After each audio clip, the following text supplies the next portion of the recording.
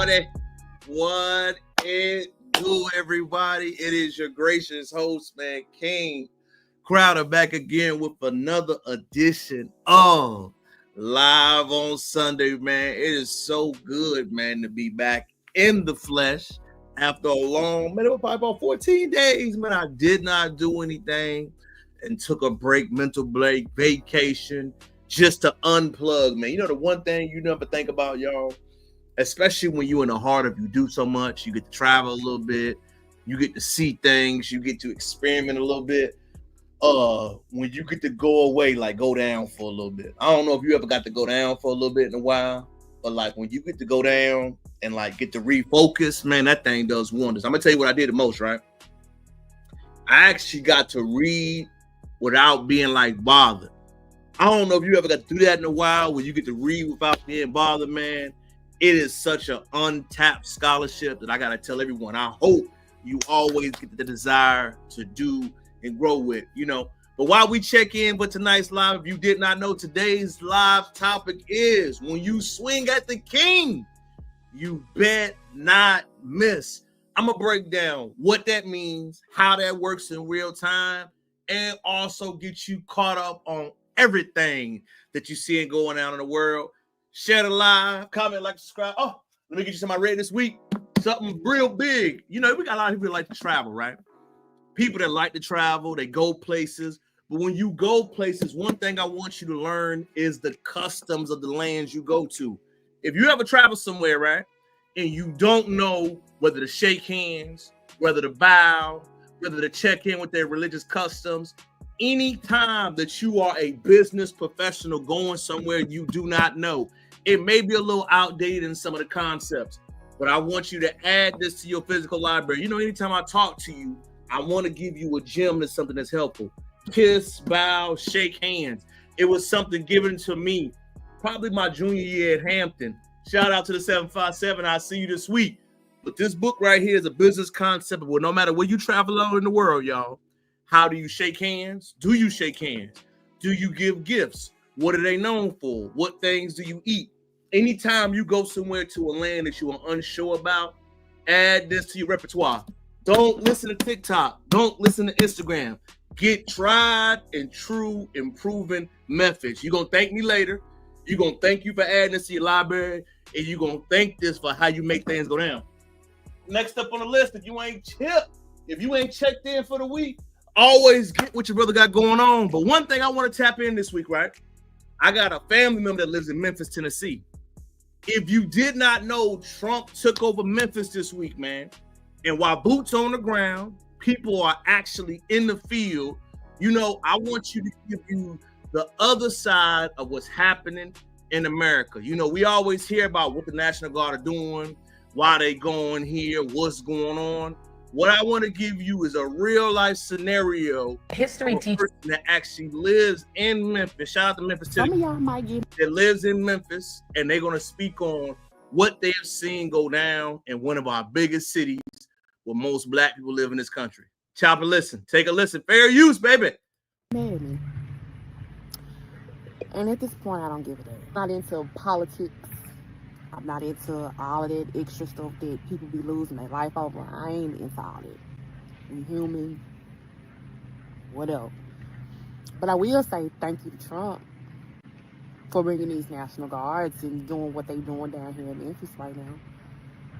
You know, for the first time in 5 years. I've been in my home for 5 years. And for the first time, my kids have been able to play in the backyard and be able to do it comfortably. I haven't heard a gunshot in 2 weeks. I haven't seen strange people walk up and down the street. Just a few weeks ago, I had somebody walk on the side of my house. None of that action's going on. I haven't seen no young YNs at the stove posted. I haven't seen an Infinity fly past me in weeks. I'm sitting on my porch right now, and I'm watching kids outside playing. People outside walking with their kids, stuff I ain't never seen before living in my neighborhood. But all because we feel safe in this environment, unfortunately, because of the things that are happening here in the city.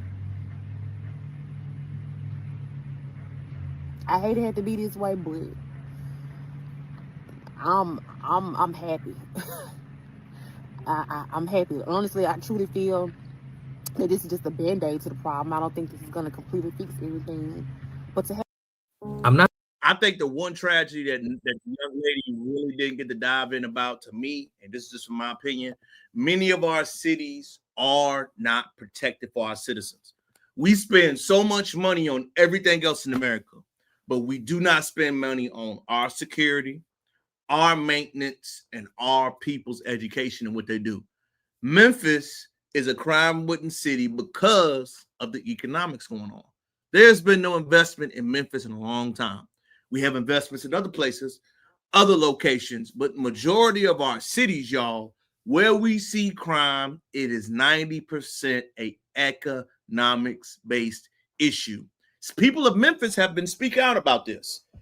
Most of them have had good reactions to what's going on in the community right now because the police are actually doing and have the equipment to hold these things accountable. What does that tell you? It does not go against the notion that most black people are against the police. That's not true. Most black people are against policing that is harmful to them. Most black Americans are against police that do unrespectful things to their citizens. Remember, Memphis police is literally patrolling to make sure crime is good.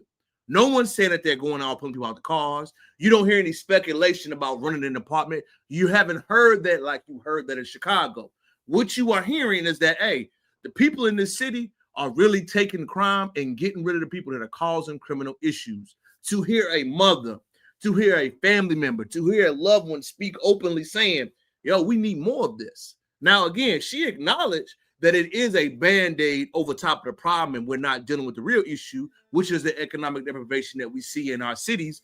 But she is saying in real time that, man, what they're doing is good. And as much as we want to get rid of 45, 47, I get it, man. You know, I am not pro-Trump. Say it again. I know people think when you give somebody credit, you have to be pro or against them. No, I can just acknowledge that something is a positive thing. You feel what I'm saying? It's not bad. It's not good either. It is what it is.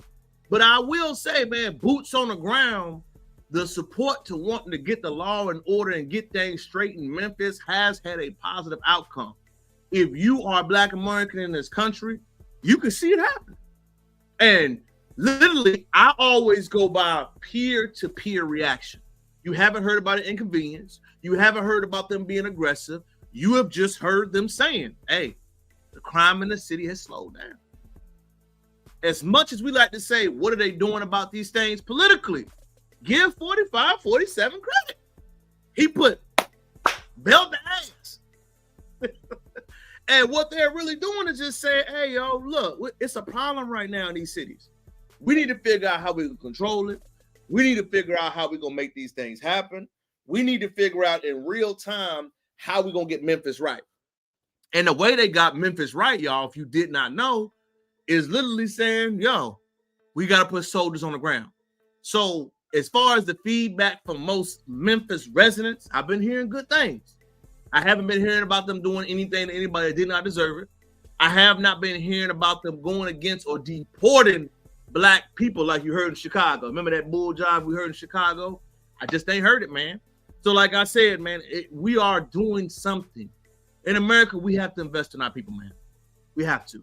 I know money is economics and I know what capitalism is, but we got a problem that we have not invested economically in our people in this country, and it's showing. Next, it's the gift that just keeps on giving, man. This subject right here is sad to me in a way. It shouldn't be sad to me, but it's a reality of where we are. The title of our post again is that when you swing at the king, you bet not miss. And one of the things who got to stop swinging, man, is Drake. See, I have mixed feelings about Drake. You know why, y'all? Drake is really my era. So Far Gone, Best I Ever Had. Drake is really young man growing up. Now, he lost his way in the middle because he tried to ride the wave and go on top of people, et cetera, et cetera, et cetera. But what Drake did that was so bad to me, y'all, he did not take the L. In my men series, if you do not know, let me give you my Crowderism. Men, learn how to take the L. Learn how to take the loss. Learn how to get punched in your face and handle it. Learn not to be crying, to be whining. Stand on business, bro. If you get beat up, if somebody get the best of you, do not make it a big deal. Get back out there tomorrow, dust yourself off, and try again. Shout out to Aaliyah. Get back in there, man, and do what you gotta do. There's nothing worse than when a man cannot take an L. And Drake in real time could not take the L. And I don't know why his fans are defending it, man. The brother has so many hits, an immaculate record on record on record, songs on songs on songs, but we don't remember nothing, man, but you taking the L. You know the reason why we don't remember nothing but you taking the L, bro? Because you won't let it go. You got your ass beat. Okay. It happens. You lost the squabble up. But what you losing even more, Drake, is you going to court. You pressing charges. You pressing charges, bro. You people. It's never cool, man. It's never cool to call those people, man. It is never cool to when you lose, man, you try to make everybody else get into it. If you would have took that energy and momentum instead of suing and went back in the booth and dropped some heat, nobody would be talking about it. If you would have did all that focus and went back in there and did what you're supposed to do, nobody would be mentioning it. But you know what makes Not Like Us hit even more? To me, a Black American citizen, Drake. You know what hits the most? I'm going to go ahead and get into what makes it hit.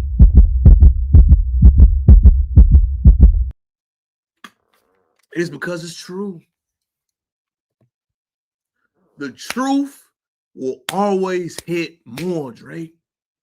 The truth is you lost, right? But it's not just what you lost, it's how you lost.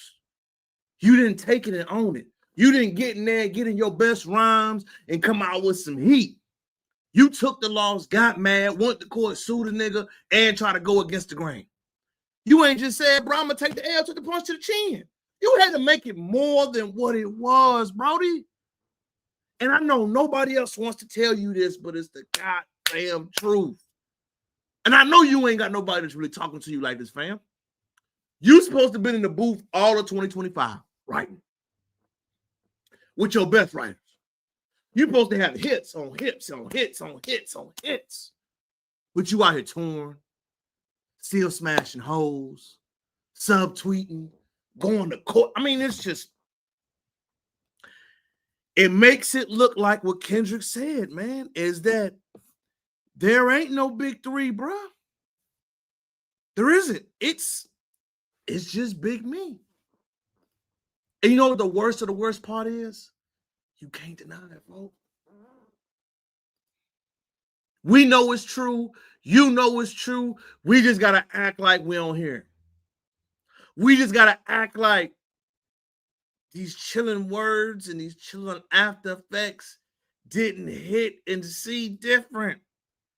And like I said, bro, all of this, let me play it again. Oh no. It's a cultural divide. I'm going to get it on the floor. Could have been avoided. They could have, man. But when you as a man want to continue to fight and go against a man that's already got your number, it just don't make sense. And you cannot argue with a conscious brother when you are unconscious brother. Let me say that to all my unconscious brothers out there, man. If somebody's really conscious, on his game, on a square, self-centered, articulate, leave that motherfucker alone. Leave him alone. You're not going to be able to touch him, bro. But as a man, we got to look at the good and the bad side. What can we learn from the Drake situation? Fellas, come in. Ah! What can we learn from the Drake situation? Number one, When you get beat up, bro, it's okay. Get back out there, though. Number 2, going to court and suing makes you weak. Number 3, you cannot be a part of the culture doing stuff that's not in the culture. Number 4, when you know that you're doing some fugazi, stand on it. Stop trying to avoid it. Stop trying to disconnect from it. Stop trying to act like it ain't is what it is. Bruh, if you doing some fugazi, stand on that fugazi. Do your thing and move around. Move around, bro. Do you. But stop acting like it's not what it is, though, bro. I'm for real. So, from this battle, from this L, from the topic of everything we're going to talk about tonight, man, the L was really the biggest thing. But the L that Drake took was so big because he didn't understand. You was never the king. That was. And when you hate a friendly squabble, a fade, a fight, he proved it, bro. You may have more quantity, but quality is not there. In actuality, that's what hip-hop is all about. Hip-hop is journalism, culture, impact, and reverence. And as much as you want to avoid it, Drake, you ain't got none of it, nor the cultural cachet. Next, you know what else is a big cultural cachet, man? I've seen this in this recent while, and I gotta speak to my immigrant class right quick. Come on, listen, y'all, listen. You know what nobody talks about? What Trump is actually doing? Everybody keeps referring to Trump actually on a deportation trip. That's not what Trump is actually doing. What Trump is actually doing is resetting the tone for the way how white Americans want to be treated. Follow me. Listen, pay attention. Trump is setting the tone by saying white people in this country want to have that iron fist to be as discriminatory as they would have been. They have already felt that way, but they have allowed some immigrant classes to get a little bit too much leeway.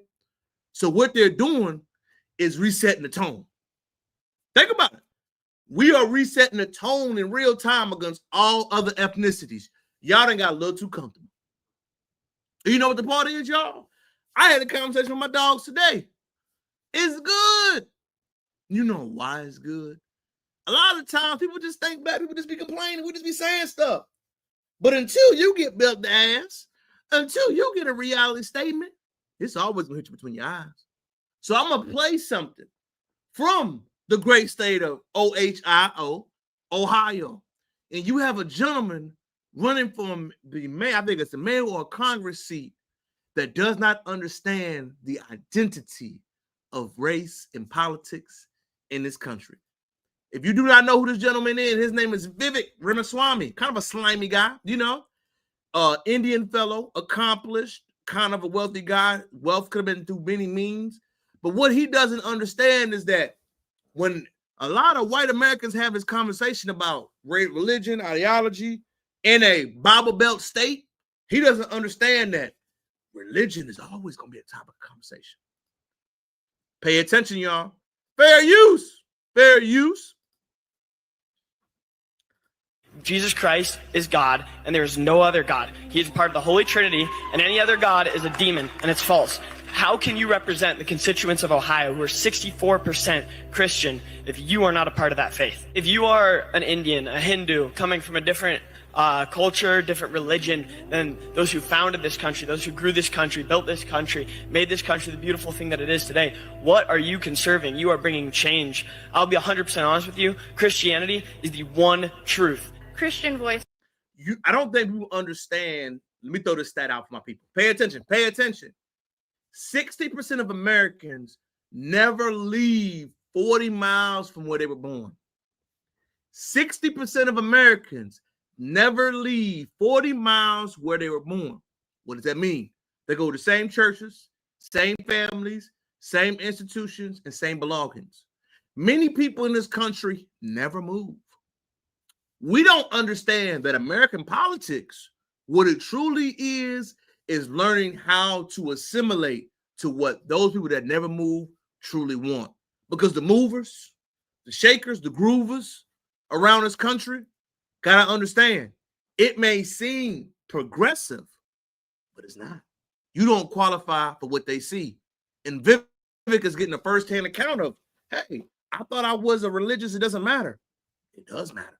In America, religion is still king. This should be the main voice of America, and I want to know basically why you seem to be, and I don't mean to be horribly offensive, but why you seem to be masquerading as a Christian. You familiar with the 10 Commandments? You call yourself a Hindu, but you also call yourself Christian. I don't call myself Christian. I call myself a Hindu. I'm not running to be pastor of Ohio. I'm running to be governor of Ohio, and I didn't run to be pastor of... I don't even think he understands how smart that comment was to many other people. You are saying you're not running to be pastor, but Ohio is an extremely religious state, brother. What you don't understand is that you kind of got to know how to be both. You don't even know how to pander that line or understand that you talk down to people. America. I ran to be president of the United States of America. What's your faith? I'm a Christian. I'm a follower of Jesus. Great. Do you believe in the Holy Trinity? The Father, the Son, and the Holy Spirit? I think a lot of people here do. So good. And that doesn't make you a polytheist, does it? Probably not, no. Great. And so in my faith, I believe there's one true God. He resides in all of us, and he appears in different forms, but it's one true God. So I'm an ethical monotheist. That's the way I would describe my faith. Do you think it's inappropriate for someone who's a Hindu to be, say, a U.S. president? No, I think it's... no, well...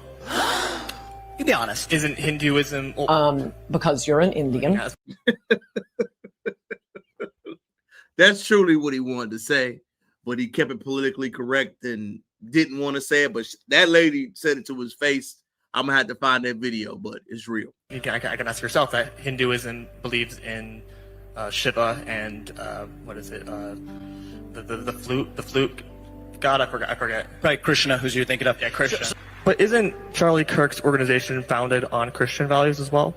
And isn't the United States of America also, based on what Protestantism is, based on how those values are?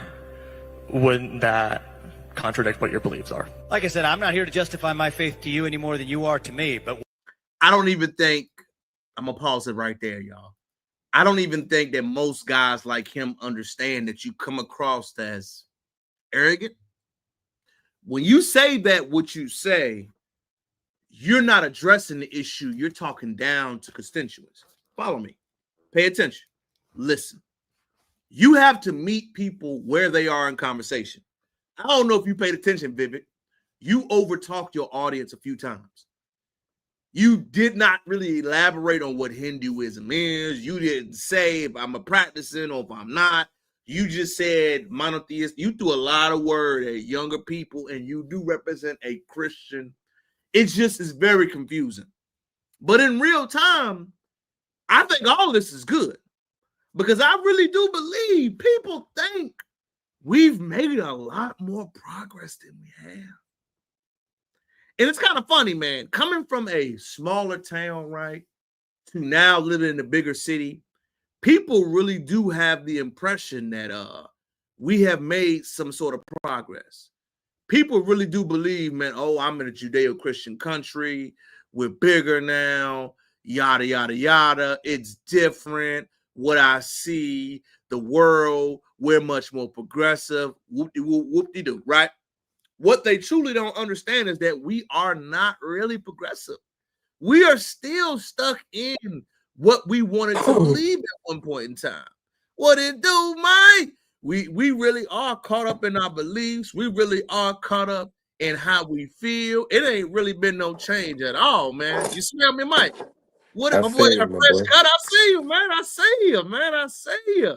Well, Mike, let me let you watch the last video against my boy Mike. Because you know, Mike, 4547 and MAGA Nation has been standing on business all week. I don't know if Mike hip to MAGA Nation standing on business, Mike, but I'm going to let you play it, and then I'm going to get your opinion. Shout out to my dog. Jesus Christ is God, and there is no other God. He is part of the Holy Trinity, and any other God is a demon, and it's false.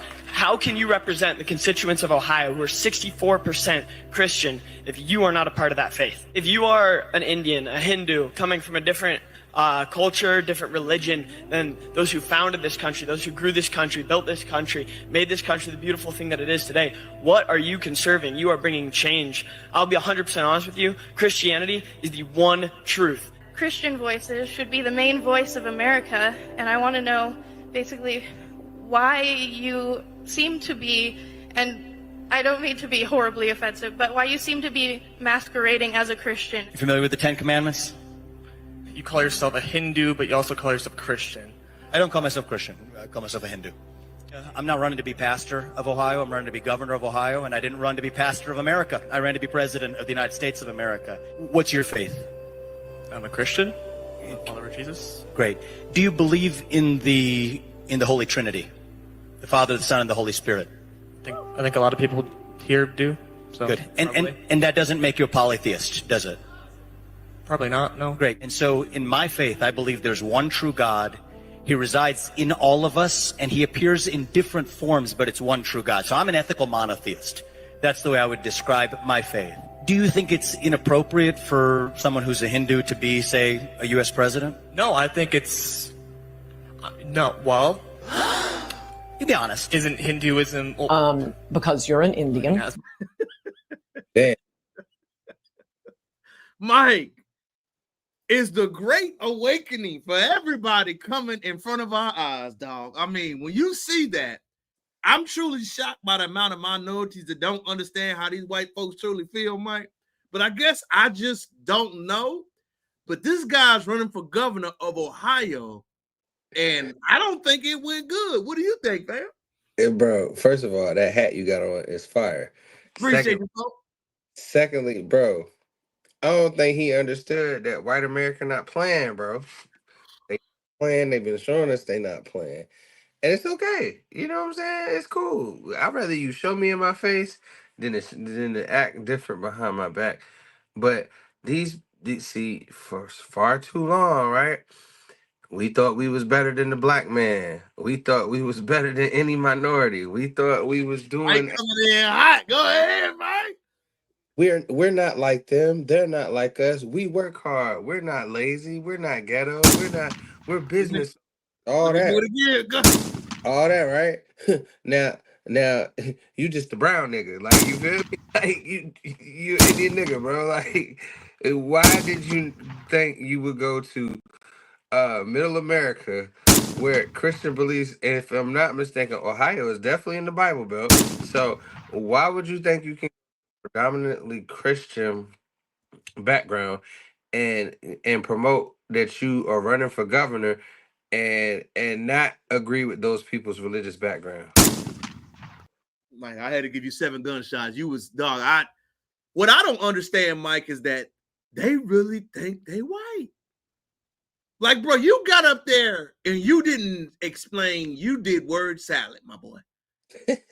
I didn't understand shit. I'm a monotheistic polytheist. What is? Break down what he was saying, bro. Mike, I'm not running for pastor, bro. Religion is a big thing in Middle America, Mike. You can't go to these places. What he basically said is, I believe in one true God. Now, this is where I call farce, right? You cannot claim to be Hindu and monotheistic at the same time. Keep cooking. Why? Because historically, Hindus believe in multiple gods. True. They have a foundation of polytheistic beliefs. So how can you say I'm a part of this group that believes in multiple gods to I'm a monotheistic man of I believe in one creator? I just don't even understand them. I really don't, like you said, Mike, the wake up call 45-47. You know the conversation I had this week, Mike? White folks are just telling you how they really feel. Oh, they ain't doing Barack Obama was the last president for political speak, Mike. Trump era is we standing on business. We don't want Indians to represent us. Period. Ain't no more, Mike, they ain't speaking double tongue no more. They saying, no, you Indian. No, No, that's hey, you Mexican, get up out of here. That's what they Mike. Am I lying? Bro, but I don't understand why they never thought it could be done. That's a great question. Why do you think that, Mike? Cook. It's because they, instead of standing out and having like your own culture, they as and I see this, and I don't want to offend anybody that's of an immigrant background, but I see immigrants come to America and assimilate immediately. No matter where you're from, no matter what culture it is, they are teaching their children to assimilate quickly. And I say it because they don't want no trouble. They want to just fly underneath the radar and just exist and reap the benefits of being anything other than black. You get what I'm saying? I do. I think you're spitting, but I also think, Mike, we in the era now that if you they letting you know, Mike. Up front. 45, 47 in the new America. We new America, Mike. There is no more Barack Obama. We gonna talk and not say nothing. No, we standing on business and saying we don't want you here. You had the nerve to go to Ohio, Mike, and say, yeah, I'm not running for pastor. Did he really say that, Mike? Right. Bro, who do you think you are, fam? Like, what? Did you say that to people, your audience? Everybody in there said, he said that the people that said this, I'm a hardcore Christian. I believe that Jesus is the one and true Savior. And then he gonna get up there and be like, I'm not running for pastor. I'm running. Damn, this nigga did not read the room. My God, you cooked that up good, man. No facts. I felt the same way. I just think, Mike, it's the great awakening for immigrants right now. Mike is it's the great awakening for immigrants right now. And speaking of that, Mike, you know we always talk real talk here, me and my dog Mike. I don't know if you remember Leticia James, Mike, the AG out of New York that made Trump got on the stand, Mike. Remember, she indicted Trump, Mike. She the one that got Trump's mugshot. I don't know if you remember that, Mike. Why didn't she think she was gonna get retaliated? Mike, when you swing at the king, you bet not miss, Mike.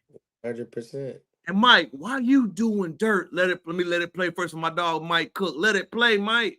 Aside for a second, what Tish James, and again, we're still getting the details, but if it's related to this mortgage issue, I mean, this is something that everyone in America, or many people at least, if you're lucky enough to be able to buy a house in America, you deal with this, right? The federal government doesn't go after all of these people for doing this.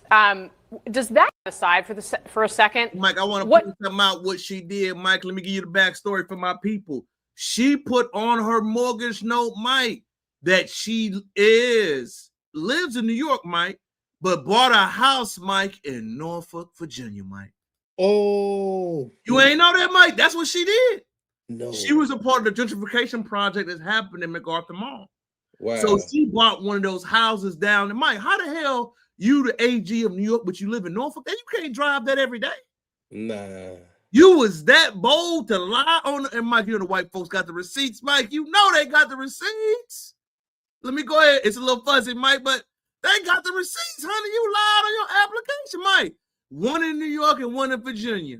Mike, you not married? Why you got a husband signing for you? You cook, baby. Mike, mortgage fraud is 10 years. That's 100% fraud, bro. Like, fraud, dog. And Mike, you know what? Before you cook, you know what makes it worse, man? When the white folks come for you, Mike, I got to give them credit. They give their receipts. Mike, you ready? Mike, sit on your seat.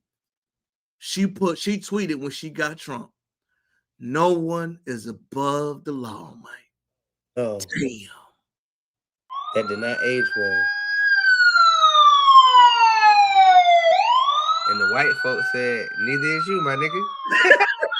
Mike, hearing all this information, fam, mind you, this is a New York AG, the Attorney General of New York, who put Trump on the stand, got his mug shots. What is she feeling right now? Number one, Mike, what is she feeling? What are you thinking? And where's your support at?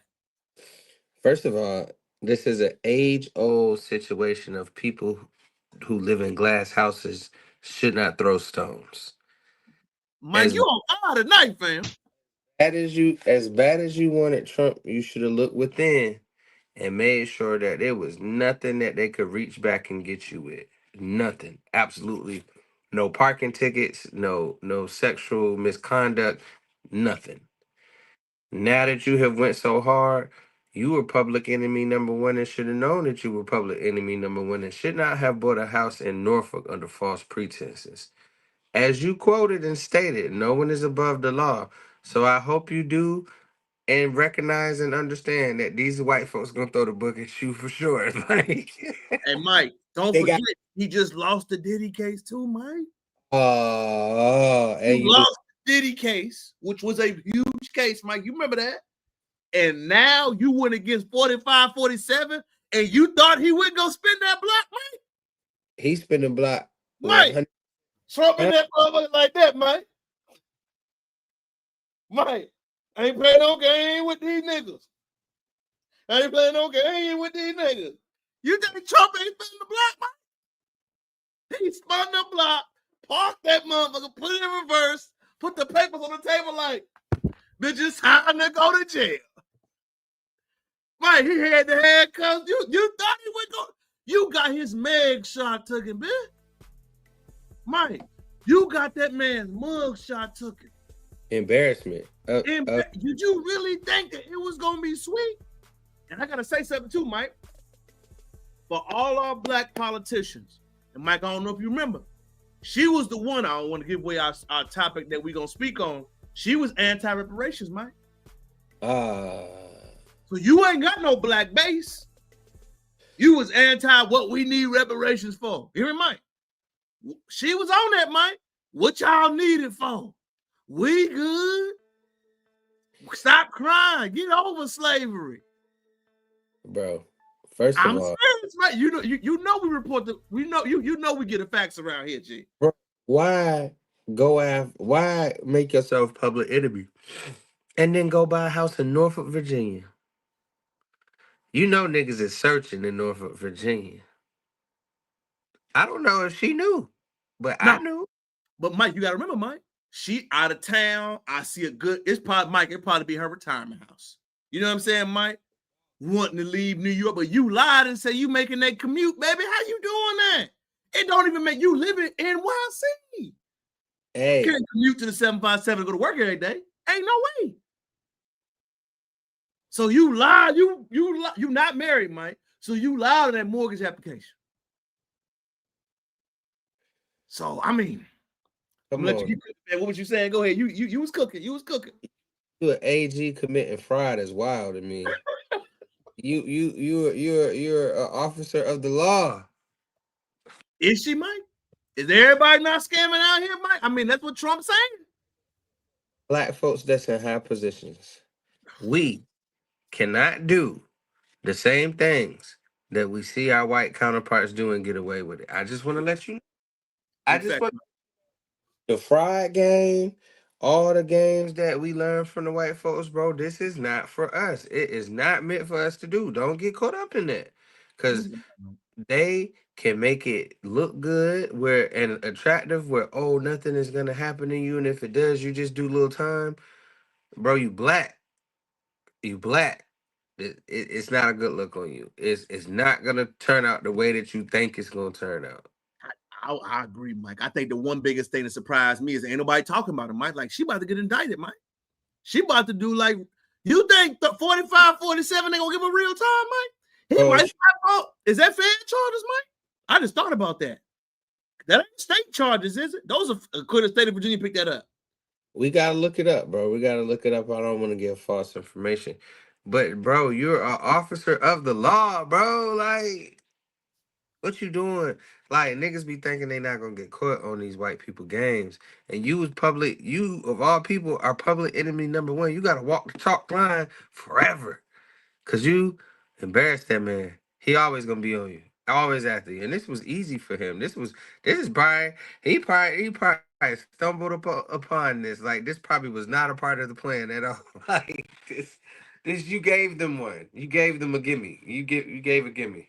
I also think, Mike, I'm hearing it in real time over here. Like, you know, all is coming.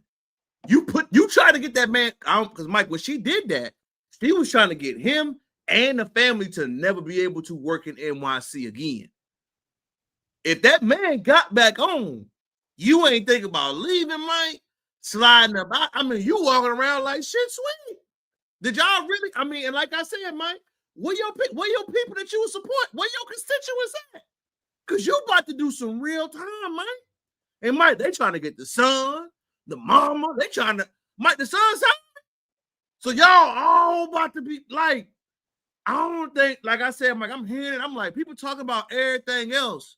But this is real news right here. This lady about to do about 10, Mike. You gonna do it, bro? First of all, in the great words of Future, bitch, don't get too comfortable. Facts, Mike. Facts, man. Facts on facts on facts, man. Facts, man. And while we on this subject, my boy Mike cooking, man. Mike, the next facts is coming up, Mike. I posted this, Mike, and I had a lot of people in the comments talking greasy, Mike. But let me go ahead and say this. Let me show my dog Mike already saw it. Cut the motherfucking check. Mike, let me tell everybody out here. I don't care about no other agenda, Mike. Cut the check. Oh, we not getting it right now. Step one is done, Mike. In our lifetime, Mike, have we ever heard this talking point? When has a governor, Mike, said, I'm approving it? What to administer? I'm hearing check coming. What y'all talking about? All this other talk, Mike. Mike, I'm live talking greasy, Mike. Oh, you ain't about to get it right now. Y'all won't handouts. You damn right I want it. I want everything that's coming to Mike, me. send me that 500K. Send it via Cash App. Send it. You can talk whatever shit you want to talk. I guarantee you I'll be debt free, own multiple businesses, and I'll be on the golf course with you, John, Timmy, and Tyler, talking my shit. Can I say something else too, Mike? I had to respond to certain people. It's gonna be certain people that's gonna trick it off, Mike. And that's okay. That don't mean I will. That don't mean Mike will. Guess what? They got the money to deserve it because they through their bloodline and what we've been through. If they want to trick it off and get a Cadillac with some rims, oh goddamn well. Let them get that lack with the rims on it, Mike. Probably buy from a black dealership. I don't give a damn. I'm buying some Louis, getting some new grills. I'm Mike, do what it's people Mike really saying, oh, you asking for a handout? We know our history. Oh, it's in California. California always rules legislation of this nation, Mike. Once it happened in Cali, what happened, Mike? It go everywhere else. Yep. I do want to say this, though. Go ahead. Not only do we need reparations for the people that are indigenous, have ancestors of slavery, we also need to have reparations from the 1865 Indian Act, because that's what classified us as Negroes. That's what pushed us into the Trail of Tears, and that's what divided us from owning land and being very successful as a race. Because all of us did not come from Africa, which I stated before. Most of us were Mike, already. we come back for Eric. Mike, let us get the first step. Mike, let me get the first step in. Once we got money now, Mike, to actually have attorneys to go at what you talking about, absolutely, Mike. Remember, Mike, give me that first check. I ain't complaining, Mike. Like you said, Mike, I'm gonna go deeper than that. I want that red line and check. I want that check from stealing land, the land allotments. It's so many ways, Mike. You gotta. It ain't gonna be a one-time thing, Mike. I want the money just like y'all want it, but to try to shame, Mike, people. I'm telling you, Mike, I had a couple people. You ask, look, man. I don't know what y'all talking about. Say what you want to say. Like they don't need 500,000 right now. Mike, say what you want to say. It is old. Cut the motherfucking check. It ain't gonna happen right now. It ain't gotta happen right now. I'm gonna say it again, like I told my dog. I could be 6 the first time, Mike. Go ahead.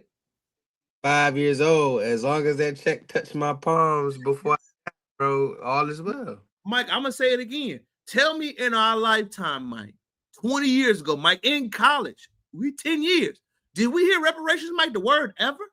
To hear that word in the lexicon talking about getting approved, that's a win. That's a win. People talking about all the check, it might not come for 4-5 years. Mike, we got time.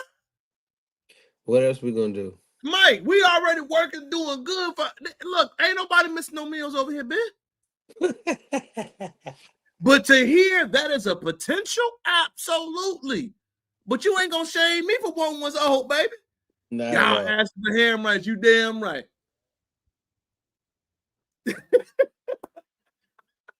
Hey, what's up, Hope? I'm serious. Like, what's your thoughts on the family? Like, when you hear that talk, that handout talk, Mike, what you hearing, fam? Hey, I turned into the Gross Sisters from the Proud Family immediately.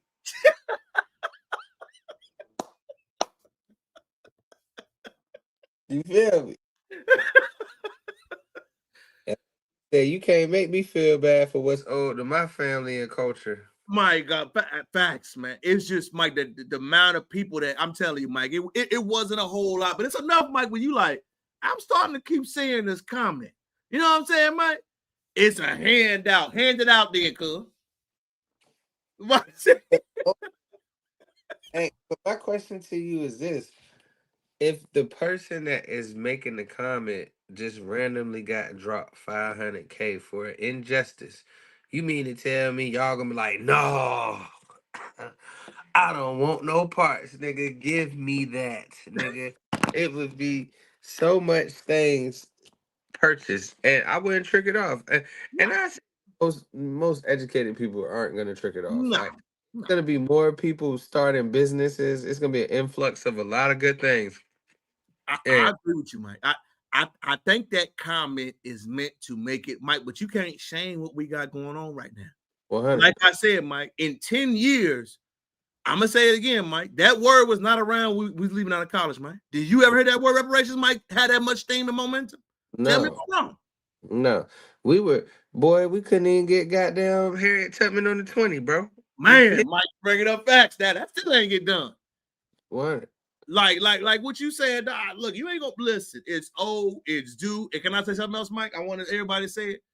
We are not doing that whole let's jump on the other people's problems. It ain't my problem, dog. And I don't mean no disrespect with it. It ain't my problem. I ain't got no other disrespect. But we just worried to get everything we need to get. I ain't worried about nothing else right now. Got the chat. I'm gonna let you know right now. I have a 5-point business plan on every. Mike said I got a 5-point business plan ready to go, Mike. Eligible. If we gotta go through some tests to make sure I won't squander it, I guarantee you it's gonna come back tenfold. Facts, Mike. Facts. Like I said, man, you ain't gonna shame me. You ain't gonna make me feel bad. All the comments you saying, run it. I don't want to hear none of that bull job. Run the check. However you want to, cash, invoice, whatever. Run it. Give me mine in Bitcoin. And a great topic, Mike. We got the next one that you mentioned to me this week, man. Mike, what do you think about, trying to pull it up, but the link ain't there, of that comment you sent to me about marijuana causing mental health issues in this time? Take off on them, Mike. I know it's a topic you definitely wanted to touch, man. Give it to me. Avid ally of marijuana is, I find it very, I had to look into it. I find it very concerning and scary because, for one, they're selling marijuana in smoke shops. They're selling it in gas stations. And, it used to be you knew the guy that was buying, you were buying the weed from, and you kind of trusted them a little bit, that you just figured that technically you didn't really know what the source they were getting it from anyway. However, right, all this new weed, they're making it stronger, they're spraying chemicals on it. It's not unfathomable. You can fathom that people are having mental situations happen due to the weed. It's stronger than you got to look at it, Terrell. When you smoke with an old head, right? An old head don't want the new shit at all. They want that Reggie. They want that. They want that shit that they used to, right? But this new shit, I do believe that it could get you so high that it can put you or alter you. And I want to let you know, even though I'm an ally of the green, if you smoke weed every day, you have depression. You you have a mental illness that you need to take care of, because anytime you are altering your state of mind on a constant basis, there is a need to seek help. What it do, Cleasy? I see you, baby. What Nah, up, I mean, one of my dogs watching on the Instagram. You good? I got it all connected. I know where they popping up on here. But hey, but I you gotta feel keep you on here where you at. Let me see if I can add one. Might go with Mike. Keep cooking. I'm listening to you. Go ahead. in that with this new weed, with the chemicals that they're spraying that we don't know, yes, it can alter and give you hallucinations and different side effects that could put you in mental jeopardy. I do believe that. I do believe regular weed can put you in mental jeopardy. It's if you drugs, period, right, will put you in a mental jeopardy of having a mental illness because you're altering your mind, and you just pray to God that you come back. You know what I'm saying? After that high, but being high, your mind to the treated, which can cause mental illness or mental strain or mental stress. I think for me, Mike, as I'm not I've never been a smoker guy, Mike, and I got addiction in my family, Mike. So I'm sensitive to anything going in my body. You know what I'm saying? Addiction and drug addicts are in my family, Mike, and alcoholics. So I'll tap into it, but I would never do it. You know what I'm saying? Because of that. But once I start seeing funny packaging, Mike, crystals, anything that's chemically enhanced, I look at it with a sideways. You know what I'm saying, Mike? Right. You got to think about it. If something is modified, that means something had to be added to it. As you said, Mike, to make something stronger that is not naturally strong, I have to add a chemical, a outside something that is made into it. Now, do we know the long-term effects, like you said, Mike? Right. Do we know the long-term things that will have on you? We just see them, Mike. Shit, Ozempic maybe making people go blind, Mike. What the heck? That just came. I don't know if you saw it this week, Mike. People are getting blind from taking those Ozempic shots, Mike. We do not know the long-term side effects, Mike, of these products. We don't. And like you said, Mike, you don't want to discourage it, but like you said, Mike, I really believe they could be tested. We don't know what they add into it, Mike. If something comes in a package, mailed to your house, and it's moved, whatever crystals on it, Mike, do we really know what's on it? We don't. And what makes it even worse is, like, we back in the day used to be grown outside, bro. You know, grown outside, water, sunlight, and just natural things. Now they're being grown in labs. They're being grown indoor. A lot of additives are being added. Things to make it taste a certain way is being added. Things to make it last a little longer, be hydrated a little longer. All these things have side effects, and of course they're adding fentanyl to the weed, right? So I that did by not know that, Mike. yeah, it's just, bro, you gotta understand, like, it's not a, it was never safe, but like it's coming to a point where you need to be watching out for sure. Wow, that's a heavy take, Mike. That's a great take. I just, like I said, Mike, for me, once I saw all the pack, once something gets too marketed, I always wonder why. You feel what I'm saying, Mike? Like when I saw the Ozempic thing, I know it was good at first, Mike, but once it's too accessible and it ain't been no test on it, it's like, why the hell is it so easy to get? You feel what I'm saying, Mike? Yeah, Is and it this safe? and this weed we're getting from the smoke shack and the gas stations, how we know it's regulated? Like, at least you know somebody throw a seed in the ground, water a plant. It's pretty basic. That's genuine intentions, because you have to put love into plants for them to grow, right? But Facts. start enhancing chemically. What are the true intentions besides profit, and profit never has good intentions. No, I agree. I'm gonna tell you something that kind of blew my mind, Mike. Remember back in the day, you would not get some good weed, Mike. It would be bad. Right. Nobody got bad weed no more. That's already a red flag to me, Mike. You feel what I'm saying? All this shit fire. Everybody got good. That ain't good, Mike. That means something has really changed. You know what I'm saying, Mike? Right. Don't nobody got no bad. Ain't nobody shit weak. Nobody's. Everybody got to be coming from the same person. And if that person is messed up and did something crazy, Mike, everybody gonna get it.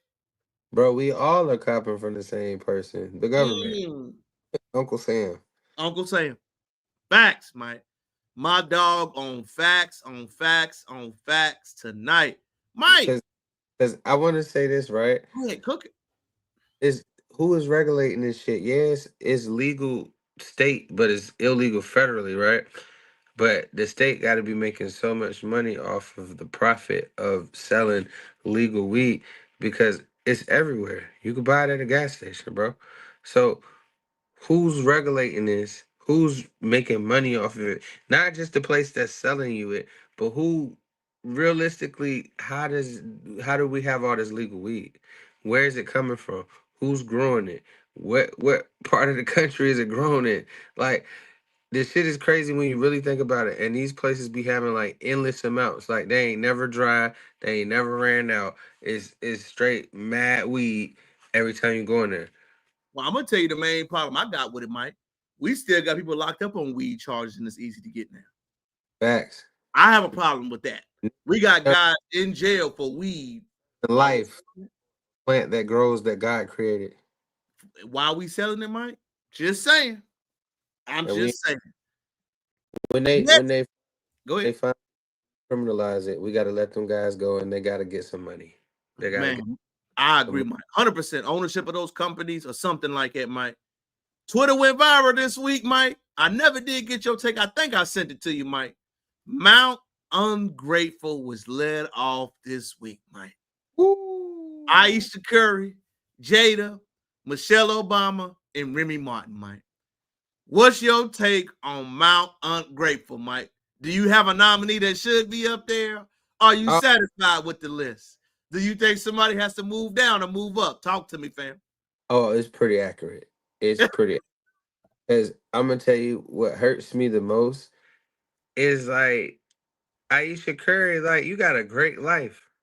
You got to, like, you keep doing these interviews saying how unhappy you are and only you can change your destiny. And I feel like you like, oh, I'm a great chef and my career wasn't taken serious because I'm just quote unquote Steph Curry's wife. But you blessed. It's women out here. You rich. First of all, you rich. I understand that you want to have your own personal life, but you're making it seem like you only appreciate the husband. Mike, is the whole even cooking? Let's keep it funky, Mike. Do you not have a personal chef in there? Is you really busting down meals like that? Keep it funky, Mike. Facts. Maybe not. Maybe not. But I feel like we don't know what's going on in the household, but you like publicly just explaining to the world you wish your life was different. He seems kind of a good guy, not a cheater, not nobody that had your business out there in the street. And maybe it's because it's boring and it's safe. She want a different. She want a fuck boy, bro. So she want to be Glow. Is that what you saying, Mike? She want to be Glow, really? Is that what you saying, Mike? She want to be Glow. She want to be Megan. She want to be outside. It definitely sounds like she want to be outside and appreciated by other men. I think it makes Steph Curry look bad, Mike. My shorty ain't gonna be out here telling the world how ungrateful and unhappy she is. Man, my thing is this too, Mike. Steph, you can't get mad at other people saying it because she keeps doing it, bro. No disrespect, Mike. She went to talk to Jada. Multiple times, bro. She has went on different interviews talk about how unhappy she is, Mike, bro. let's not forget she went to Queen unhappy, Jada Pinkett Smith. Steph, do you want your legacy to be Will's? Is Will viewed the way he was 10 years ago, Mike? No. Jada ruined him. Nobody want to say it, Mike. She ruined that man's legacy. She made that man feel so insecure he got on the stage and put his hands on another man. Will Smith, Mike, who did everything right, Mike, who don't cuss on raps. You hurt that man. A bad partner hurt that man's legacy, Mike. Steph, that's going to be you. Bro, she keep complaining, bro. She complaining like crazy. Mike, you know what bothers me too, Mike? You get on the podcast and complain to a white bitch. Yeah, bro. Yeah. You that comfortable to be that disrespectful? And who is she? No disrespect, Mike. Why do you feel so comfortable doing that? Weren't you just out with Drake in Toronto? Who told you was bad? Who told you had a career? Dog. If it wasn't for Steph, we wouldn't know you for real. We ain't talking about the wives, but we just keeping it funky, bro. You making that man look bad. If you got problems, keep it at home. Yeah. But you up there with Jada now. Mike, I'm cooking. You ain't cooking. You got maids, man. You ain't wiping no ass. You got maids. Step up 400 M's, Mike. And she didn't work a day in her motherfucking life, Mike. You probably ain't cooked in 3 years. You need to go to therapy, shorty. Tell me I'm lying, Mike. If I'm lying, then I'm flying. And you know what else it hurts? Most women don't understand, Mike, the most? What man do y'all want? Bro, she is tripping, bro. Because it get like it's crazy to be ungrateful and we don't know what's going on in their household, right? Maybe he's not loving her the way that she needs to be loved for her love language. We don't know, right? But what I do know is this. Is far more people in the world worse off than you, and you complaining about having it. Mike, can we keep it funky? What is hard about your life, shorty? What do you have to do every day that's hard, Mike? Wake up and be rich. Mike, what do you have to do that's hard, Mike, for real?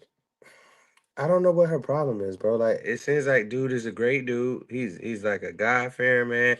He one of the best NBA players. Can I say something, Mike? He need to cheat on the bitch.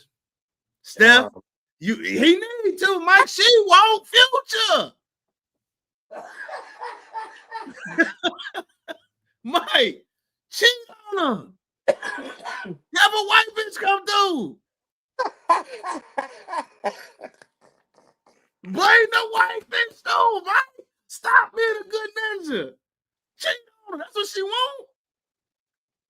I'm for real, Mike. It's just like being and it hurts. Other women don't understand, Mike. It hurts other dudes who want to be good dudes. She need a little excitement, I guess. Mike, what is the benefit of being a good dude now? If you're under the age of 21, Mike, and you a man, no matter what you do, Will Smith or Steph style, you get disrespected. Mike, you know who ain't getting disrespected? Future. You're right. Russell Wilson get disrespected. Will Smith got disrespected. Steph Curry gets disrespected. Future ain't getting disrespected. Thug ain't getting disrespected.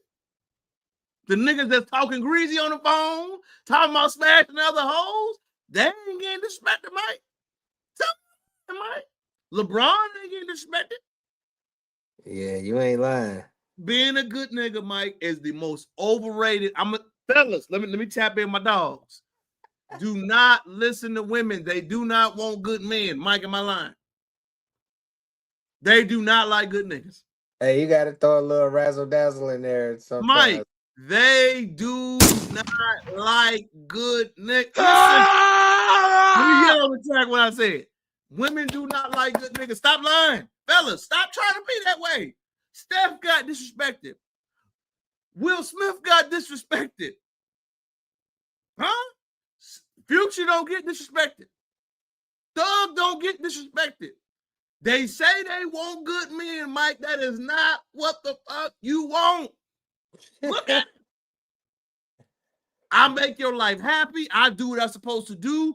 They don't want that. Aisha Curry. Barack Obama, Mike. Michelle was complaining.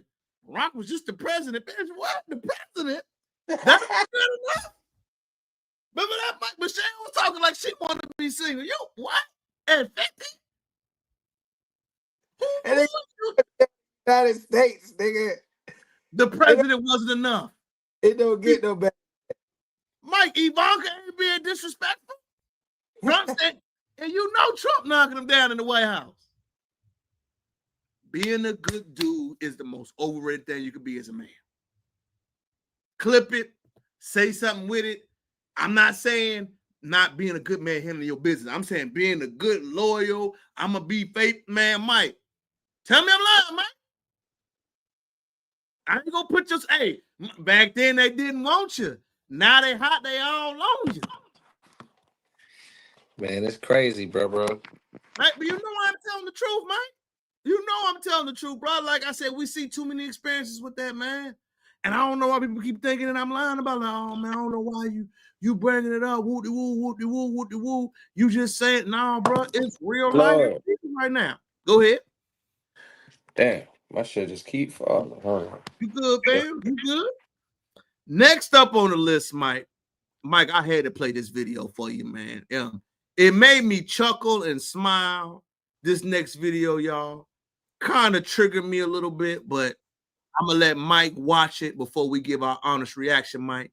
Fair use, everybody. Comments, like, share. Follow my boy on live. Follow my boy.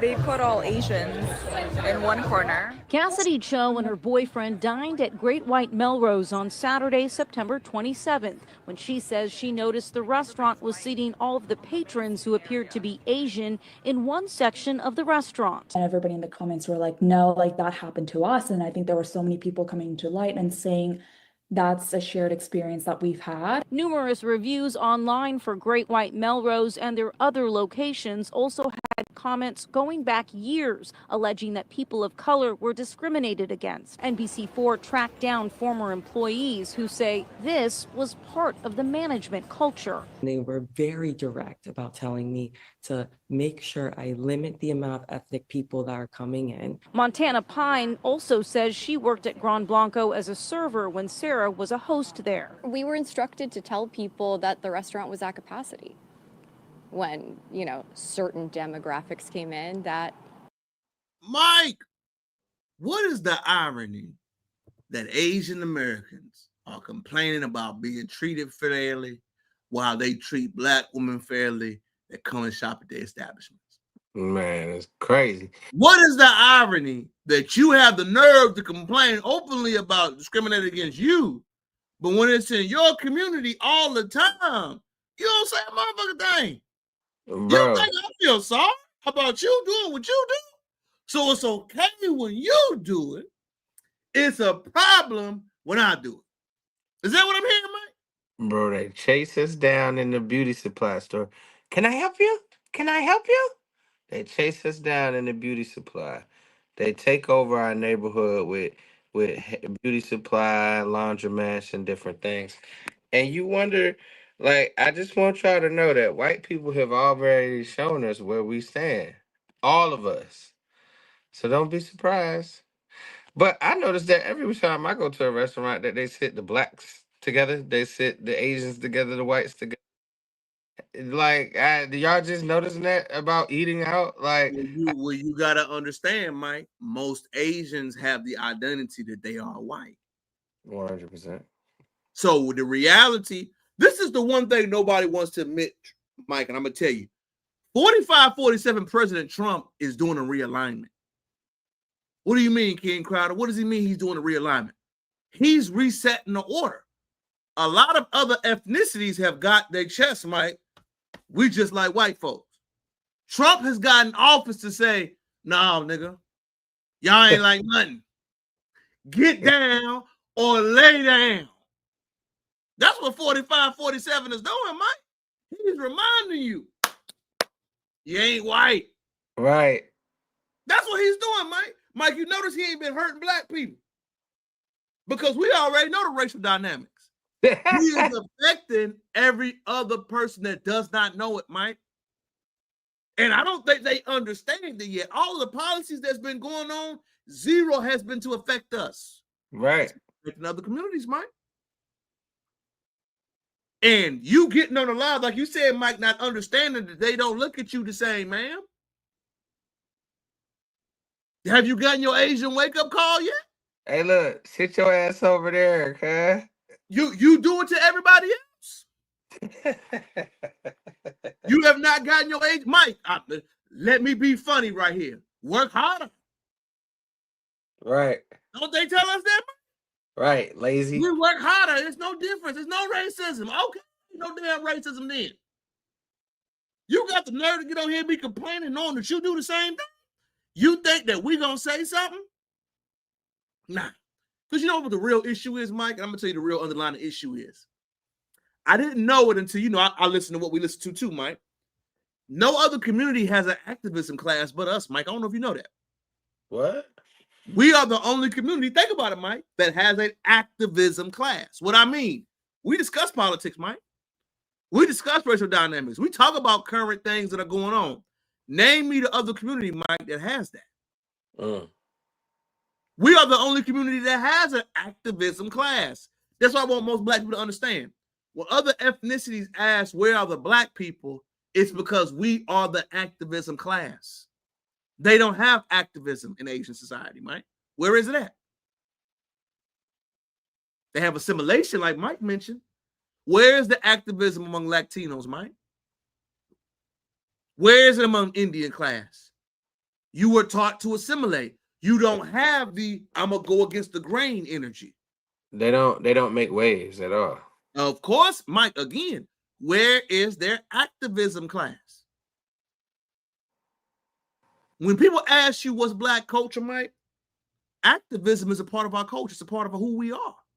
Martin Luther King, Malcolm X, Dick Gregory, Honorable Elijah Muhammad. We can keep going. That's in us. Other cultures, like you said, Mike, and you articulately expressed it correctly. Get along and get along. Keep your head down. Don't say nothing.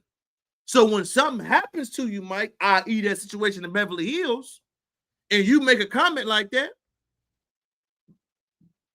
okay. Am I supposed to feel sorry for you? I just noticed they were sitting all Asian folks together. Yeah, they got the niggas all the time. I look up at the restaurant and be like, this the nigga section, huh? And you 100% right, Mike. And I still enjoy my meal. Right, because we live in the reality and we face it every day. She made that statement saying it, but you ain't gonna address them. You know she didn't say it was racist. You notice that? Oh. It's just what it is, Mike. Like I said, I like to address these things, Mike, because we do it enough, but we always got to have the reminders. And I'm going to say this too, Mike. For moving on forward, if it ain't a black issue, I don't give a damn, Mike. I'm not even trying to be funny. Me and Mike been on the same wave. Cut the check. Listen, I don't care. If it is not a black issue, I don't give a damn. If I can do it again.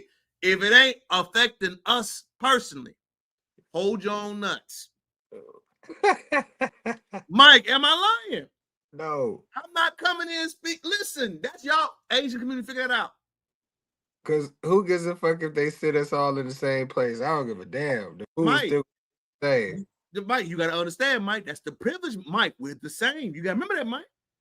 We know the beautiful thing, Mike, about our culture as Black Americans, we had to understand early on, Mike, we're not the same. No. We had to accept that, Mike, and understand that. It's a mental shift that has to happen when you know that. When you are told we're assimilated, we're the same, and now they like, hell no, we ain't 45, 47, Mike, coming in saying, goddamn, we ain't the same. It's a shocker to you. Mike, am I lying? That's all 45, 40 President Trump is doing, is saying, hey, no, we need to get this shit in order. I don't like Trump. I ain't got no problems with, hey, he doing what he do. Right. How you feel? I ain't got no feelings. That didn't mean not one bit. Mike, listen, cut the motherfucking check. That's the feelings I got. You don't have any comments? Cut the check. Cut the check. Mike, look. Hey, Mike, I had a guy get mad at me this week. I said, bro, look, that ain't my bad. Right. I'm doing like everybody else do, Mike. Don't do the same thing. It's no shade, it's no disrespect. I'm just matching energy, baby. Bless you, man. Bless you. I don't want to hear none of that shit. Cut the check. I don't care nothing about none of that. Mike, am I lying, fam? Mike, do you want to hear about the seating arrangement at a restaurant? Mike, I don't give a damn. I already know some black people gonna be sitting next to me. I'm cool with it. Not Mike, same.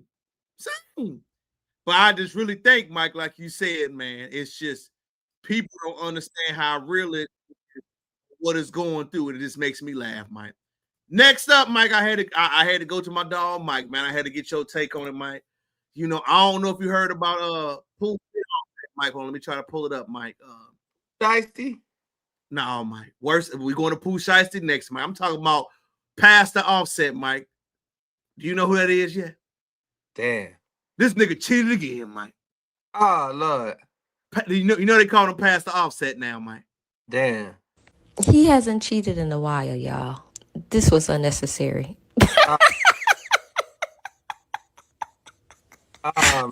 Mike, Pastor John Graydon got Mike. I mean, what is Mike? Damn. This Mike, you tapped in more than me, Mike. What the hell is going on? Is the coachy that good when he at Mike? I mean, bro, get a side chick, man. Bro, just leave your wife. Just leave. Just go ahead and ma'am, leave Pastor alone. Like, he don't want you. He don't want you at all, man. Why do he keep smashing the congregation, Mike? That's what I don't. Bruh, stop smashing the congregation. Bruh, go outside to the street.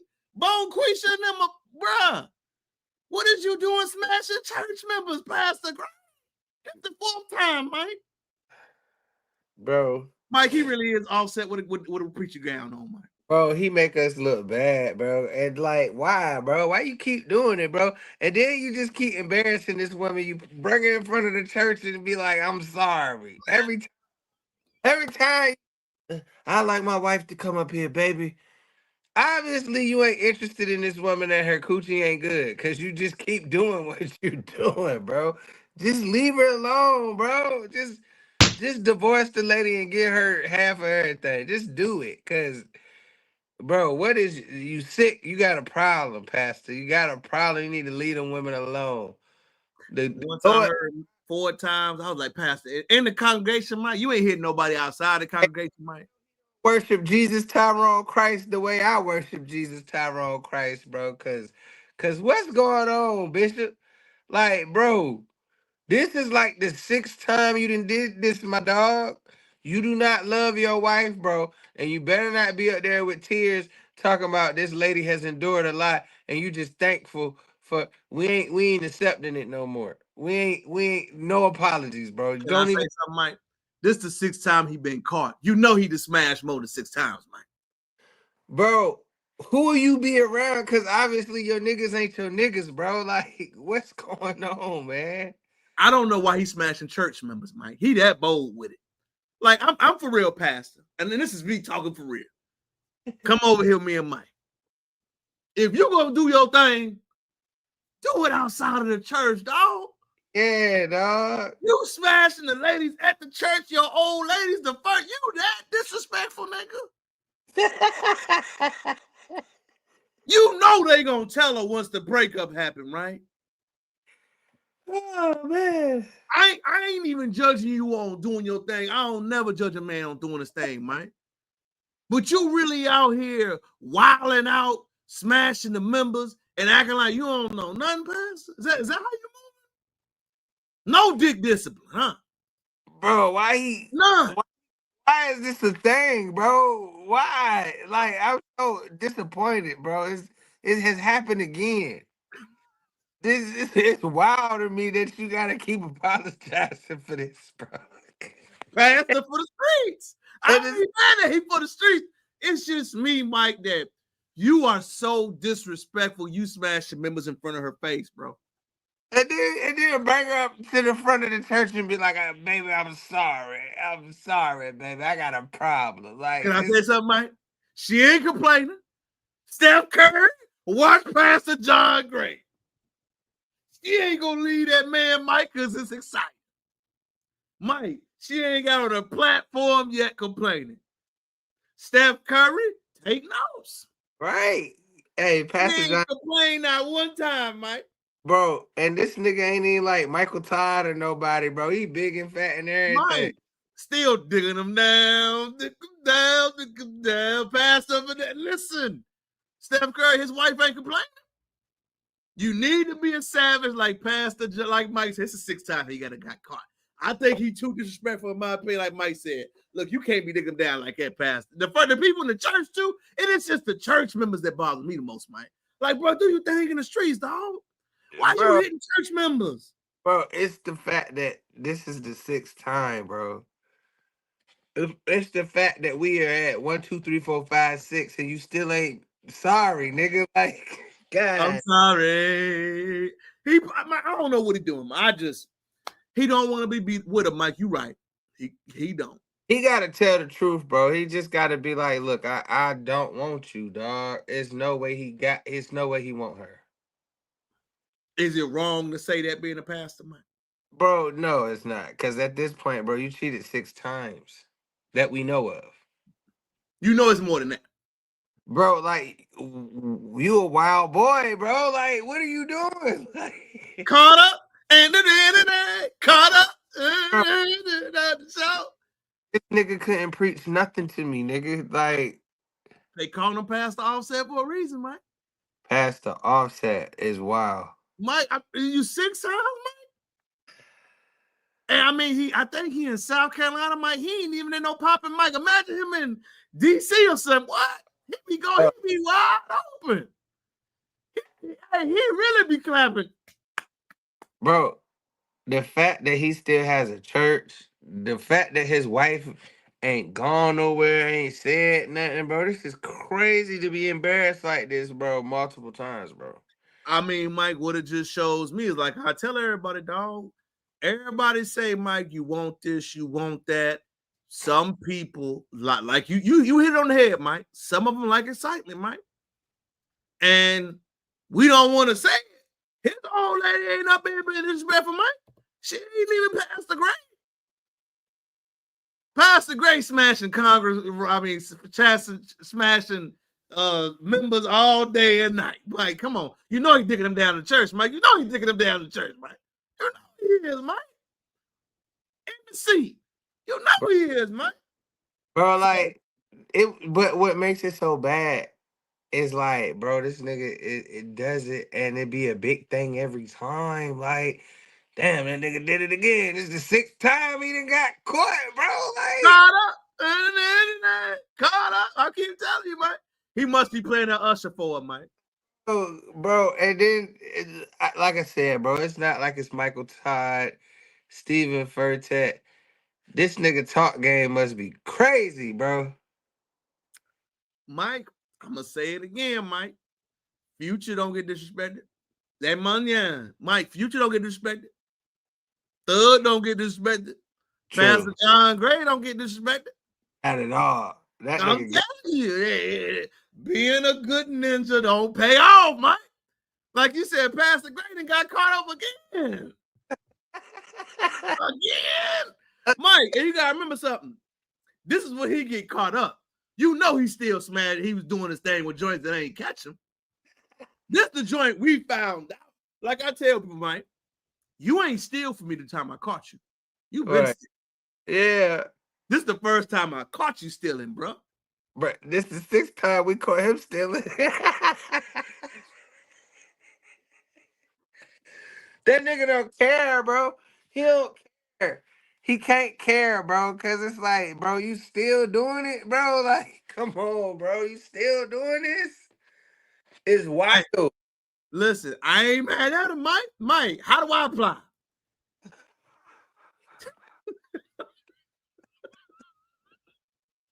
Why you bullshit, Mike? How we get in there? If we can wild out like that, Mike said, hey, Mike, why not? You feel me? Shit, Pastor wilding out. What you mean? He cutting up. As the old folks will say, Pastor cutting up. He digging them down. You know he digging them down, Mike. Come on. It is what it is. He cutting up for real. He cutting up, Mike. He cutting up, Mike. Come on. He digging them down, digging down. He out there wilding in them South Carolina streets. Oh my God. Hey, man, I'm telling you, man. No, I hate to say it, man, because it's a great time, man. Like I said, man, I've learned, Mike, if you got that, like I said, Mike, you got that money, you keep it exciting, they ain't going nowhere. Pastor John Gray to living witness, Mike. Mike, our next subject for the evening, Mike, sauce walkers. I like him sometimes, Mike, but then sometimes he, you know, I'm gonna let you hear it for a little bit before we give our reaction. I'm saying The you're gonna crazy slap. shit about the OT clip though, because But see, and that's what stuck me up is that I ain't even know OT said that shit. I ain't even know. You ain't even see that before? That On shit was Bloods, there? I never seen it. I didn't know nothing about that. I was just saying what I said because. So let me put it in perspective for the people then. Yeah, right? I Mexican didn't know that. OT did the podcast. Yeah. They asked him about, you know, the use of the N-word. Mm-hmm. And he kept it G. You know what I'm saying? I know you f with him too. And he said, he was like, he's like, damn, it's hard to explain because there's no men in the room. And he goes, oh, there goes one. And he goes, what are you gonna do about it? See, that's the thing about it. See, that's when the levels change at. See, if somebody confronts me and be like saying it like I said, so what you gonna do about it? Now you trying to use it in an aggressive form, like you're punking me, or like you have the power of determination over this word to where you can freely use it up under your scale without us being acceptive of that. Right. That's what a narrative changed, and I think a that's real. Yeah. And a real is gonna put you in your place like that. But at the end of the day, I wasn't there. I wasn't in the room for that, and there probably wasn't no other real in the room to be like, hold on, nah, you can't do that like that. Yeah. You know what I'm saying? You use it in the way to use because we are my because guess what? Just because you my I'll fight you because you my and then you'll be and we good after. We'll look at that. That's the point of squabbling. That's the point of masculinity. That's the point of being a man. That's cool. Like how you said, because guess what? The same way how OT's saying that, that's my little brother, that's my nigga. Yeah. But guess what? I say Vato, SA, Wade, and whatever else under the sun. I feel the same way how you feel as well. But I'm gonna use it always in a form of love. But at the same time, if a call me out or somebody call me out about that, hold on, you can't say Vato with the whoop, and then want to look at me behind that, I'm gonna squabble you. We're gonna live and fight and die, whatever. Live, fight, die, whatever it is, that's what we're gonna do, because that's what it is to be a warrior. That's what it is to be a man. Yeah. You know what I'm saying? But like that's why I said when I was previously speaking, for a white boy or somebody that's not black to be able to use the word, you have had to go through pain with me. If you have not went through pain and suffering with and went through the profile, because that's what you got to understand. Whenever you choose, whether it's like I said, it's different for a woman, but a woman experiencing when you have a child, like when a white woman has a child with a black person, that child is not white no more to society. That child is black. So yeah, the things that you used to get privilege of, your child is gonna put you in a position where you're gonna experience, oh damn, my child is a nigga. Oh damn, like what the shit that I used to get privilege of because you just see me and pull me over, or just see me in the regular the woman that I am before you know the type of men that I like and the child that I have a certain privilege. But then in reality, Mike, bro, I have never heard him speak so eloquently, bro. I'm actually like, okay. But take from the family.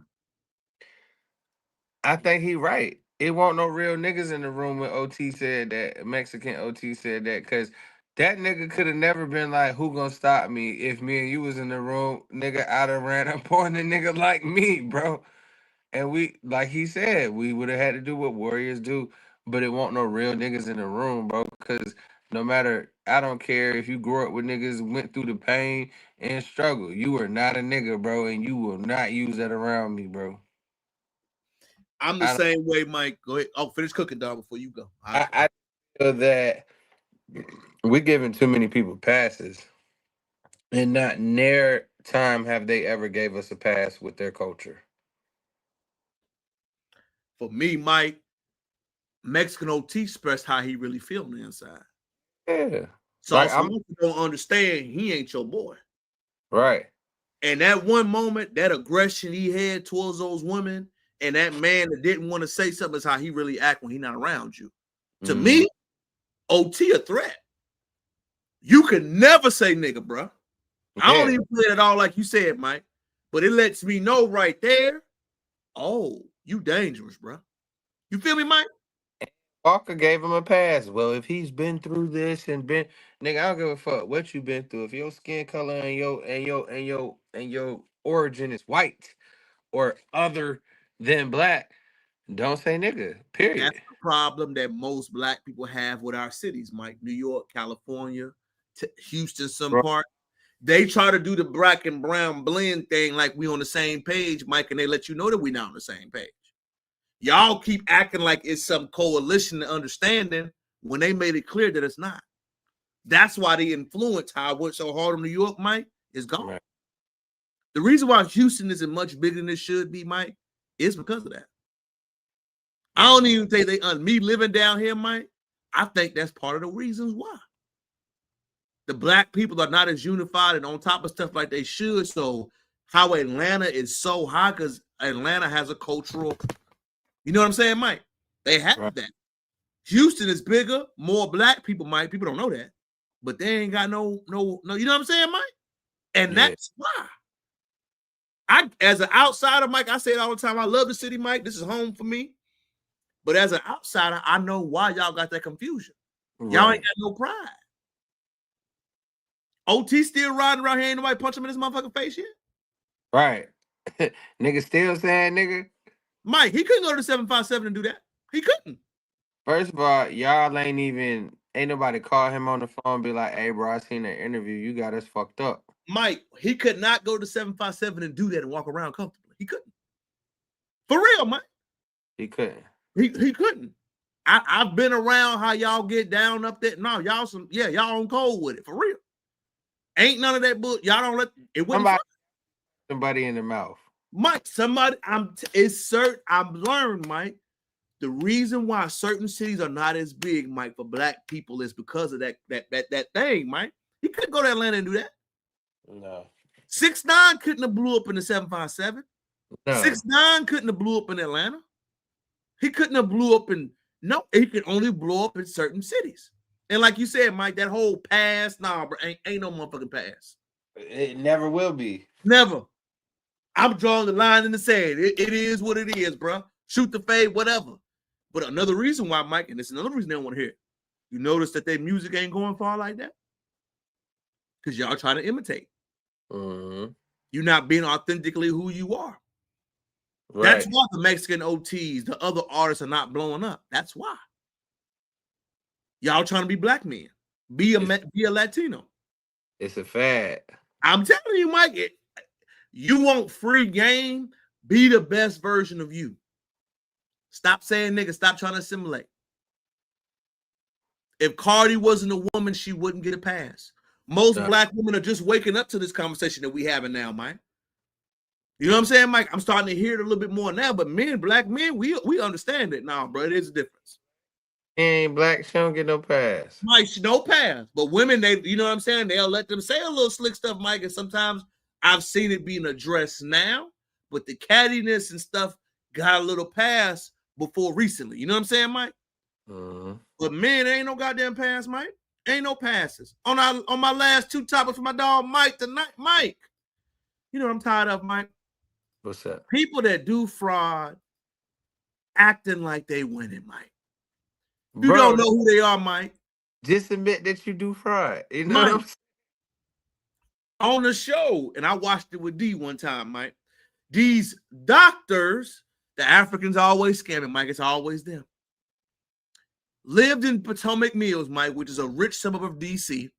Right. Fancy cars, everything, Mike. Have 3 insurance claims worth 500 racks each, Mike.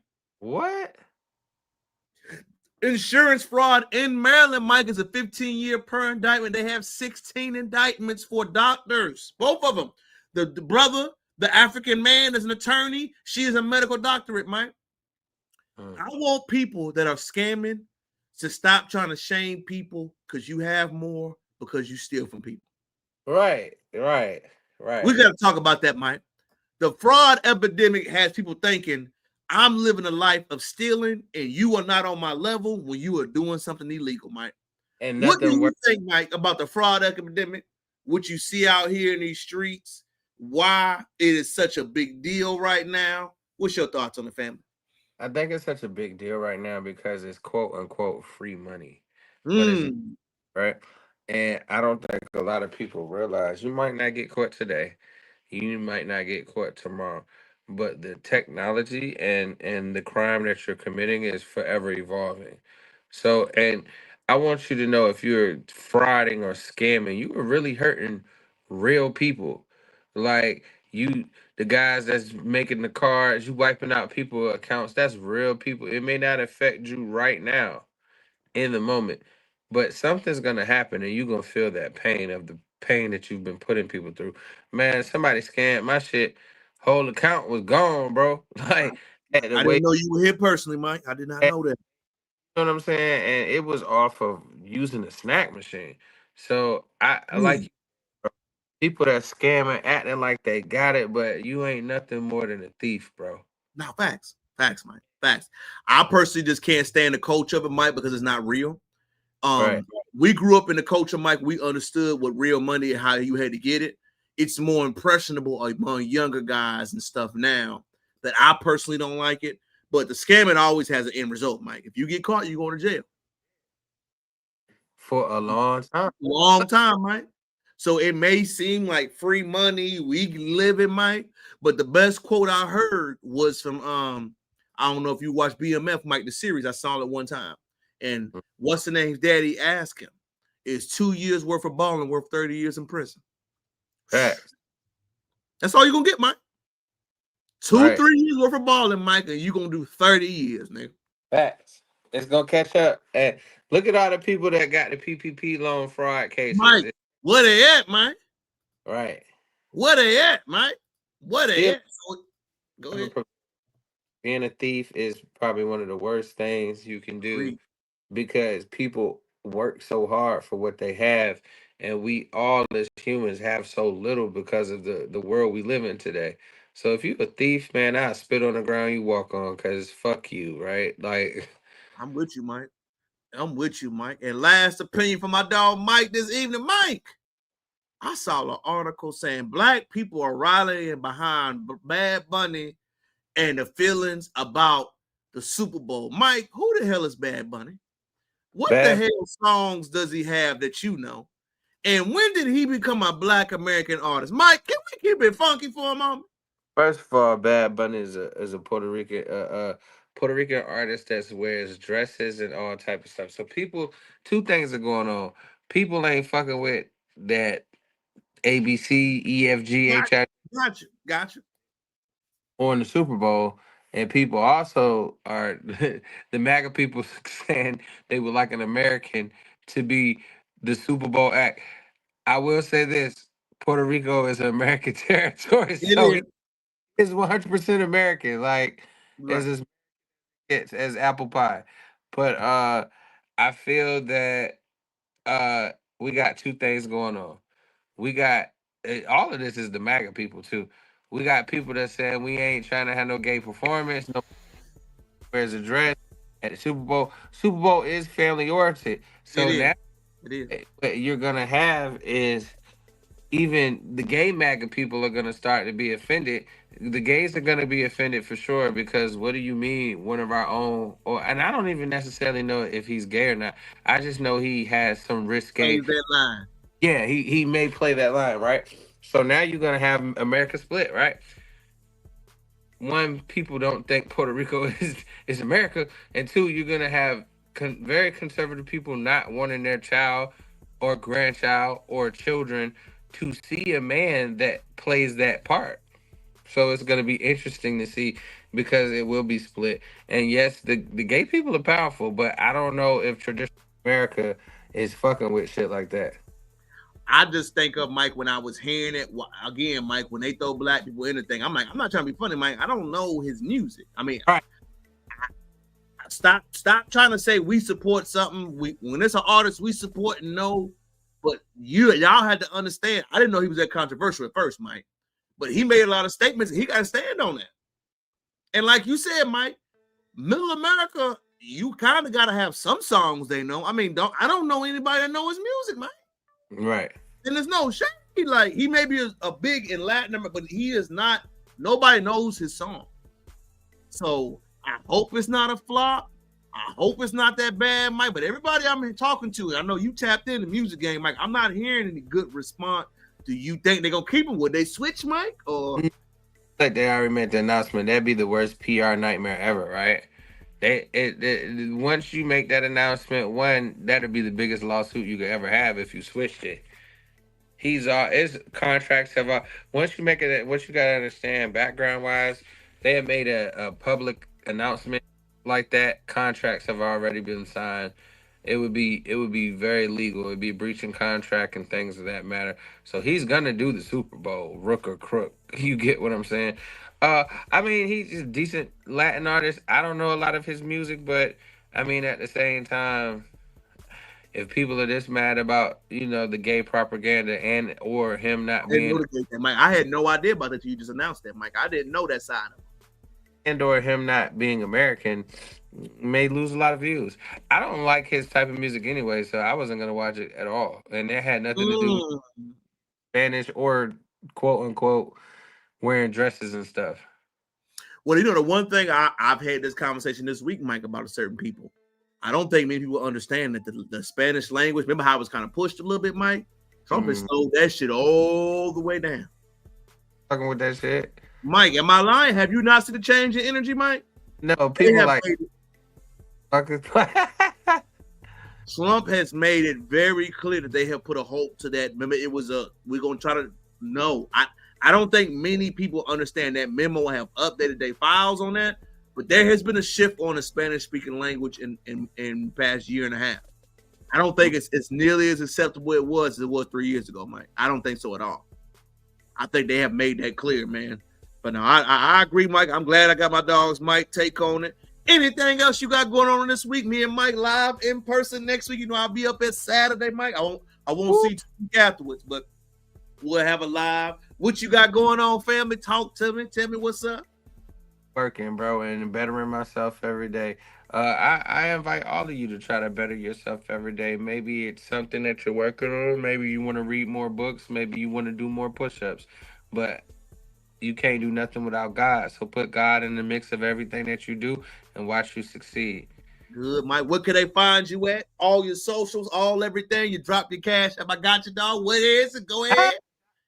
Check it out, Cash Out, $MCM SOUND, MCM Sound.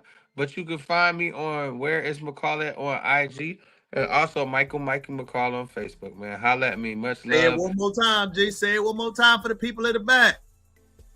Mikey McCall on Facebook and Where McCall at.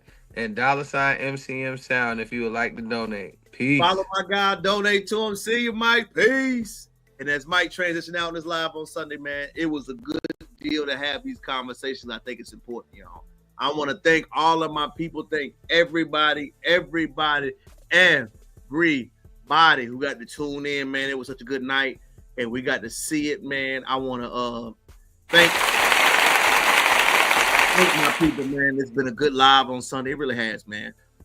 This week, what I want y'all to do, check on your family, check on your loved ones, check on your friends. Check on everybody, man. Make sure you call your people, check on your people, and see what else they have going on this week. Oh, last video I wanted to chime in for, man. Let me see if I can show the visuals.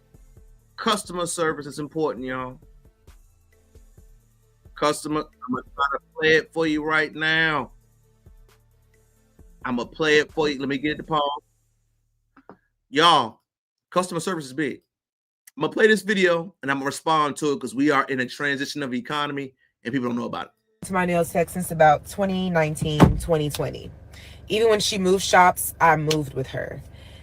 But today I was like, you will no longer get my money. I text her. I had an appointment at 2:30. I text her saying, hey girl, I'm running about 15 minutes behind.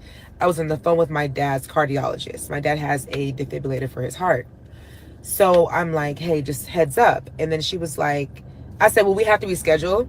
And then she was like, yeah, I have back-to-backs, so we'll probably have to reschedule. And then she said, but unfortunately, you will have to pay the fee for this appointment. I said, okay, how much is the fee? She said $30. And I said, $30? And she was like, yeah, it's half of the service.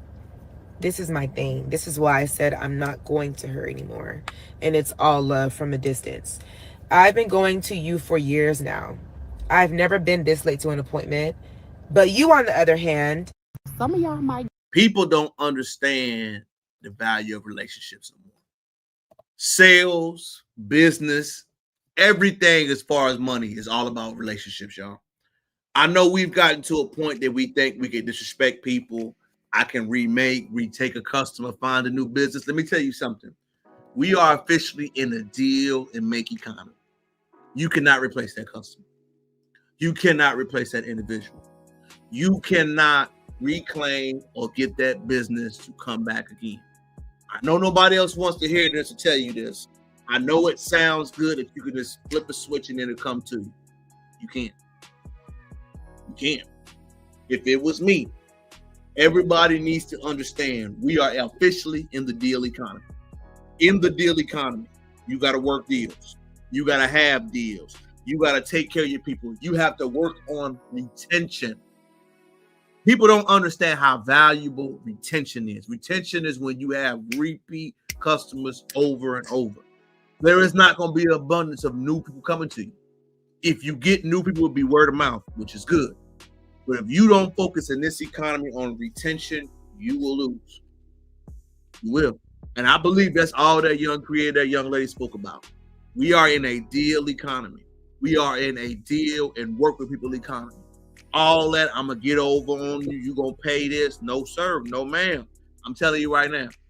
The memo at midnight may not have been out as much, but I want everybody to understand. Cut your deals. Don't listen to me. Watch the economy. Everybody talking that I'm gonna do well. I ain't worried about that. I'm good. I'm straight. I'm gonna get it regardless. Hey, watch the economy. Watch it. Watch it. It's gonna get worse, y'all. Deals have got to be made. Christmases won't be the same. People have to make a lifestyle adjustment. You might not want to hear it. You might not understand it. But please know that this new economy, this new lifestyle, these new changes are real. We will not be moving the ones we were a few years ago. You ain't got to like it. I'm just telling you what the future is going to behold. Until next time, thank you for tuning in. Hit the QRC code, y'all. Can you see it? Top right of the screen. Hit that bad boy. Hit that bad boy. Subscribe to the channel. Comment, like, give me your feedback. Check on your friends. Check on your families. I love you. I hope you enjoy your week. I will be traveling. Homecoming. I will be a mobile, still coming to you live. Different venue. I'll be at Mama's house and I will be at Mike's so we can have something live and in person. Until next time, take care of yourself. Take care of your family. Take care of your friends. Call people. Check on them. See what else they have going on. And most importantly, enjoy your life. Enjoy, live, smile, joke, have fun. Until next time, baby, it's your boy, King Crowder. You go to my library, my page. Amazon is available. Book of the week. Kiss, bow, shake. Comment. Follow me on Instagram, TikTok, all social media. Let me know what's happening. Enjoy your week. Enjoy your family. Enjoy your life. I'm going to see you in VA next week. 7 days to make things come through. Comment, like, subscribe. Follow me on everything. Let me know what you loaded live this week. Remember, you got to take shots at the king. You bet not miss. You shoot the king. Yeah. Yeah.